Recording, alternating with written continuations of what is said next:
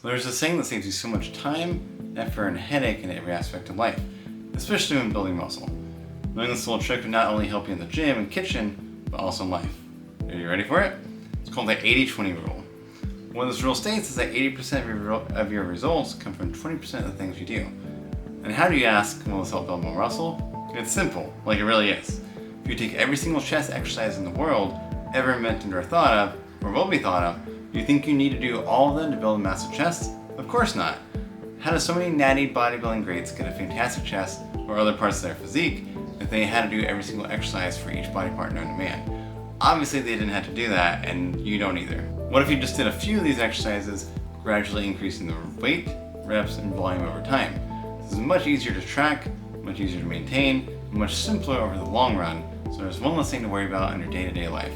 So what exercises are the 20% that lead to 80% of the results? Well, it's entirely up to you with what equipment you have available, how much time you have, where you feel the best with the working muscles, and your own personal enjoyment of an exercise. If you absolutely hate an exercise, you're not going to do it. Granted, that doesn't mean you have to marry it, but at least tolerate it and live with yourself afterwards. Dumbbells, barbells, and cables offer the most freedom to do variations of exercises, more than machines do, and most gyms have dumbbells, barbells, and cables more often than a particular machine. On the flip side, machines are generally faster to load up, offer more stability, therefore easier to learn, and usually require fewer warm-up sets than barbell exercises. The only problem arises when somebody else is using the only machine in the gym, and being glued to just machines can result in some wonky motor patterns when transitioning back to free weight movements. Dumbbells offer similar advantages with fewer warm-up sets needed than barbells, but the loading potential can result in some big jumps in weight. For example, going from 20-pound dumbbells for lateral raises to 25-pound dumbbells is a 25% increase in weight, even though it's just 5 pounds. You wouldn't go from 225 for your bench press to 281.5 pounds. Barbell exercises have high load potential. When you get higher load, this can result in more warm-up sets than what's typically expected from dumbbells or machines. This extends the length of your workout, therefore more time spent on just one exercise. So it's great and all, but what are the 20% exercises that produce 80% of the results?